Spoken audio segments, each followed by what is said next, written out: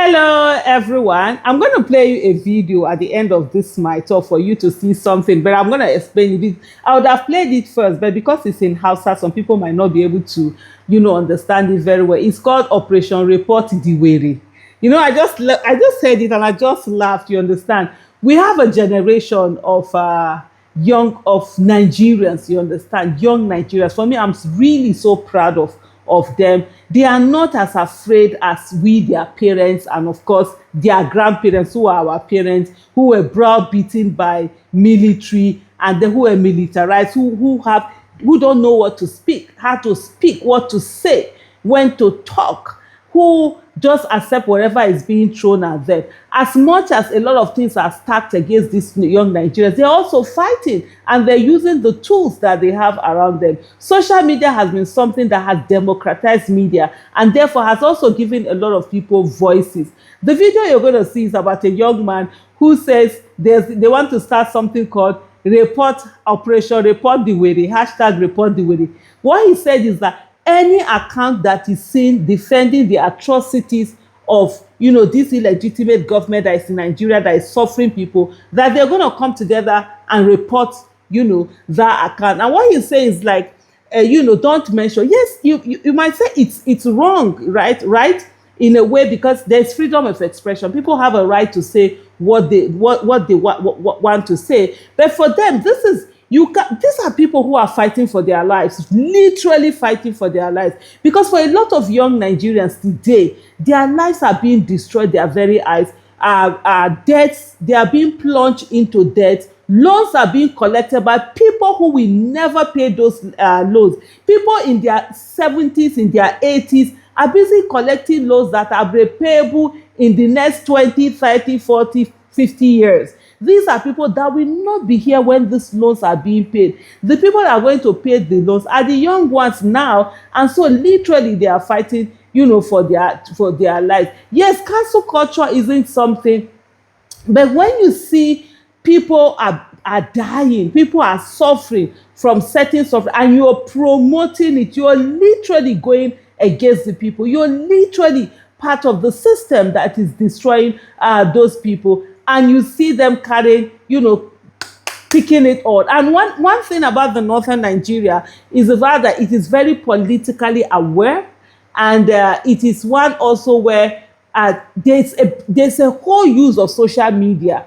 And many people might not see, because there's, like I always say to people, if you go to TikTok, there's a whole section of Hausa TikTok, hey, that is there on its own, vibrant. There's a whole lot of this political, conversation beyond just the skit making, content creation, the jokes and the play. There's a whole lot of politicking that is going on there, and people are beginning to take their lives into their hands. We're seeing a lot of changes that are different from the things that we used to see before. Today, you will see a situation whereby more people are speaking up. I've explained, there's how far you can oppress someone. By the time the person starts fighting back, it's not going to be, it's not going to be fun, and it's not going to be easy. You are finding out there are more and more people from the northern part of Nigeria speaking up against, the older generation, who have kept people suppressed, who have kept them suppressed for a very long time.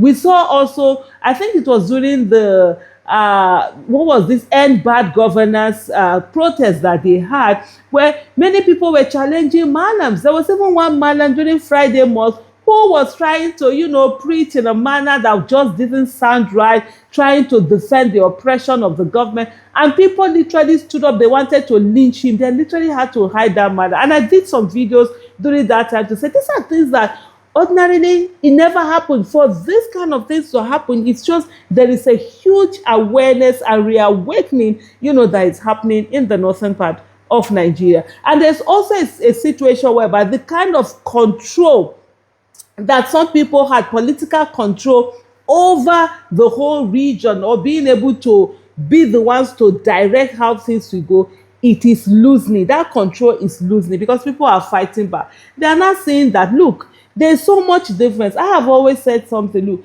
I was born and brought up in the northern part of Nigeria. I'm from the southern part of Nigeria.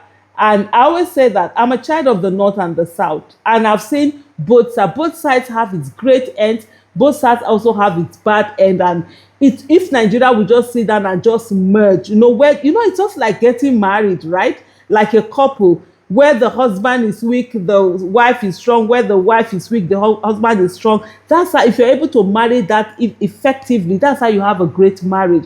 And if Nigeria also was able to do that, we'll have a great nation. But unfortunately for us, there are people who always want the nation to be down. They don't want unity between the northern part of the country and the southern part of the country, between the three major tribes and all of that. They don't want unity, because it is with the disunity that they are able to control a lot of things. And so they just keep that going on all the time. I have always said that the northern part of the country, there is a caste system, an invisible caste system. You don't see it. It's not spoken about, between the rich and the poor, between the haves and the haves not. And so it is so very, how do I put it, prevalent and very present. For me, it was when I went to the university that I started understanding that there's a whole two different world. And I always say to some people, we feel that, especially the children of the elite, or when we meet, I always say to them, look, the north that Aisha Yusufu know, you don't know it.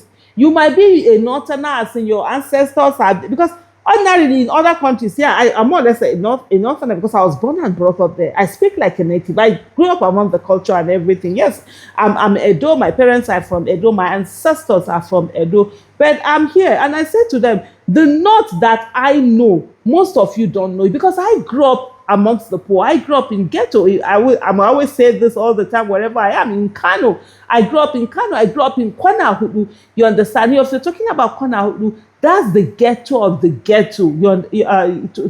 Getting it. It was when I got to university, I was like, okay, so there are these people here. So there's a whole world here, and that's where we could mingle. Because of that education, we're able to break that educational barrier. But for some, it's not like that. Unlike in other regions of the country where people can grow, you can be poor and then you grow up, you become richer. It's harder on this part, because almost literally, as if certain jobs are maintained for certain people in certain families, in certain whatever. But anyway, a lot of that is changing, because the world is now more of a global village and people can see things. And it's not the one that oppression is allowed to continue all the time. There are young people who are also fighting back. And so basically what this guy is saying is that, hey, everyone, anybody that is doing this thing, defending the oppression of this government, that they should report their account. That if those people go where they are, they don't carry it in their mouth and go and say it where they are. They know the result that will come out of there. I'm one, for me, I believe in free speech and I don't promote violence or anything. But these are people who are fighting for their lives, and they're saying, hey, even if you don't do anything, do not promote those who are oppressing them. Thank you so much for watching. Ina son kowa ya zama vigilante. Kowa da kowa ina son ku share na wannan bidiyon dala, duk wanda ya kalla. Bari faɗa muku abin da zamu fara social media. Zamu koma vigilante. Duk wanda yake tallata wannan gwamnati. Kun gane? Sorry, ba haka ya kamata in ce ba. Duk wanda yake tallata wannan azzalumar gwamnati, kuna kallon bidiyon shi, kada ku mar comment. In kuka mar comment zai ƙara boost na bidiyo ne tafi viral, abin da kuma shi yake so. Ku yi reporting na account din. Da mu yi create na sabon hashtag report the Werey. Kun gane? Wannan shine hashtag report the Werey. Di inda ka kalla wani dan iska ya fito, kowa na son account nashi. Duk wanda ya zo ya tallata wannan gwamnatin, a blocking naka kusa a banning na account nashi. Idan aka yi banning na account nashi kamar guda 3, wala nan gaba sai dai ji angon su yana talla.